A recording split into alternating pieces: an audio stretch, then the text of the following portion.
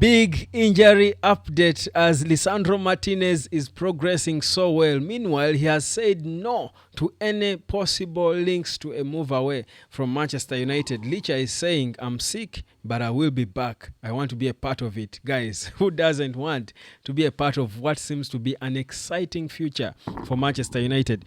We've suffered long enough, honestly.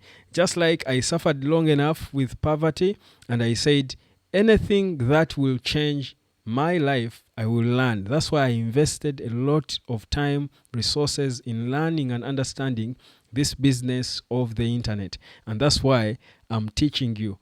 Come and learn, because certainly it's part of us now. We all have got to understand this place where we all at all the time, everywhere you are. You're always on your gadget, on your phone, listening to different things, watching different things on the internet.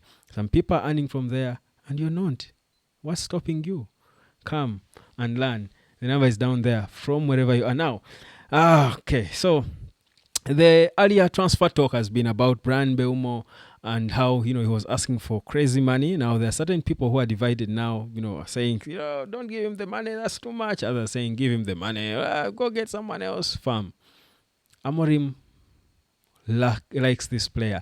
If you could pay 60 million quid for Mason Mount when Erik ten Hag took charge as the first signing, why can't you pay just £250,000 of wages to a player you want to buy for £50 million and make him one of your core players in the project?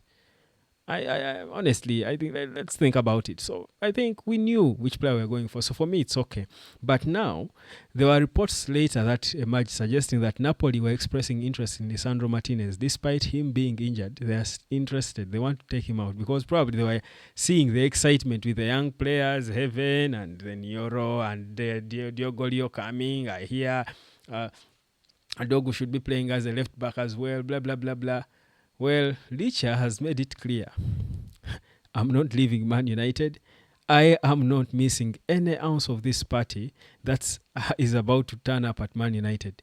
Because I think if we, the fans, are seeing an exciting future, what of these players who are in it? A player like Martinez, a World Cup winner, who knows he has been let down by a bunch of nobodies around him.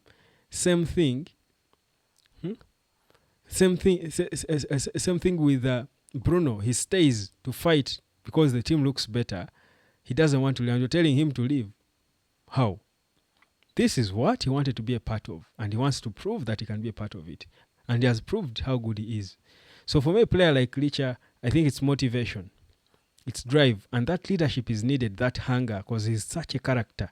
I think I would keep around not 100. He will probably never be 100% fit. Licha's best is behind him probably. With these injuries he has started getting, I honestly think his best is behind him. But his presence around this team is important. He's a character. He's a personality that will support Bruno, the captain, with the armband. But he needs leaders around him. Characters, champions, fighters. Those, players who have got that hunger and fight in them. That's what Amorim is trying to have. Now, if you have Licha to help you get that out of these players, it's not just about what he gives you on the pitch. You need such a character. So for me, when it comes, so that's why his return and not actually confirming that he's not leaving is important. It's important for him because Licha, even with Aiden Heaven, because I mean think about it. If Licha returns and Heaven has been playing a couple of games, because Licha is set to return late this year. Of course, his recovery is being looking faster. But perhaps it will quicken by a month or something. So, assuming he comes back when Heaven has been, holding the fort properly, what do you do? If you're Amorim, do you bench Heaven, who has been progressing well, for Licha, or what do you do? How do you balance them? Think about it.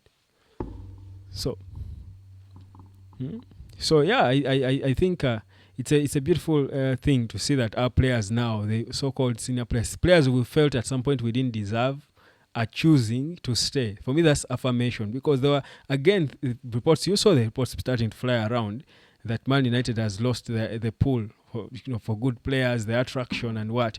You're signing, you're keeping Bruno despite all the money. You've been able to keep Bruno.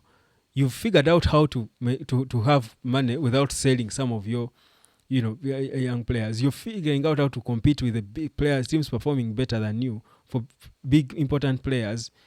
I mean, it shows that there's still a lot of belief in this project. So it's only ye ye people of little faith who will fall off a ship that you probably see, you clearly see is steady. You don't fall off a steady ship. Why would you fall off a steady ship?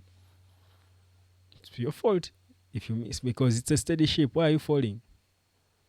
This ship looks steady, the Ineos ship. Give it time. Give it time. Players are believing in it. Why aren't you? So, but yeah, after the whole Mbeumo drama with the money and the finances, I've been thinking a lot, because I think Mbeumo could be done or complete this week. But I've been thinking, after Mbeumo, then what? Of course, talks of the goalkeeper have emerged again. People are still intent on a striker, so hungry for a striker. Honestly, for me, if you ask me, I will sign the striker last. I'm not really excited about which striker United signs. I think Hoyland could stand. He will still bang in them goals. They would put me there, and I will probably score the goals with Cunha and Mbeumo behind me, with Ahmad flying in wide. Just give me the right midfield and the right goalkeeper. I will score the goals. Make sure I'm fit. So the striker should be the least of our concerns. This boy Chido Obi will bang in those goals for fun. Zaxi will score goals for life. So I think the striker should be the least of your concerns. But the midfield, for me, is where the focus now is supposed to be. With all the drama of Mbeumo and all these players, we need to get it right in the middle and in between the sticks. Martinez, the keeper might be easy to single. You just point one and get them. You need a keeper who will save balls. Martinez, Donnarumma. And by the way, Donnarumma's agent has hinted that there are several clubs that have sent in proposals. I told you United also was among those. You refuted. You'll get to hear these reports soon. But anyway, but the midfield has got to be right. And to have the right midfield, you need to have the right number 6 for these players. Now, at first, I was thinking it was Ederson, but now in hindsight, I actually think Ederson is not the Vitinha. I'm going back to my Vitinha profile of a 6. Who comes the game? That's the kind of 6 United need. And Ederson is not really that calm midfielder. He's a bit also high energy. So if Vitinha is if Vitinha is impossible, and I saw him have an interview with Ferdinand, but if he's impossible, let's look now for another 6 who is calm like that in style, but can dictate the tempo. Dictates the game, because you can't have high energy Bruno, high energy Cunha, high energy Mbeumo, Ahmad, and then a 6 who is also high energy. No. You need a calm, cover short distance, play short important passes, do a little things here, there. Don't be fancy. Vitinha style. That get the ball moving and give these energetic, creative guys to do the rest of the work. That's the kind of player United should be focusing on. And in my next video, probably, I will be telling you who I think that player should be. My name is Webb. This is the United Road Sport. I'm waiting for you to learn how to earn online. If you haven't, subscribe. Cheers.